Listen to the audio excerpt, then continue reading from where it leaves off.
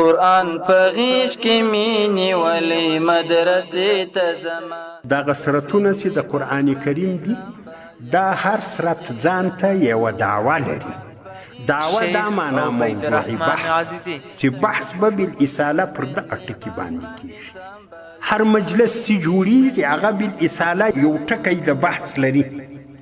پر فلاني خبره د نن سپین ږیري سره راغلي دي د کلي شورا جوړه، نن سپین ږیري راغلي دي ملا صاحب ته ملایي ورکوي، نن سپین ږیري راغلي دي غوبانه ته غوبني ورکوي. نو یو مسله خو وي، بیا نو پر هغه باندې خلک سره غږېږي. که یو بله خبره عارضي تور وکړه نو بیا بیرته وایي چې راسئ په خپله مقصودي خبره کې سره وغږېږو. دغسې د قرآن کریم دا ټول سرتونه دغه مقصودي خبره هم لري. البته هره مقصودي خبر څه لواحق لري، کله کله هغه د لواحقو بیان رسي.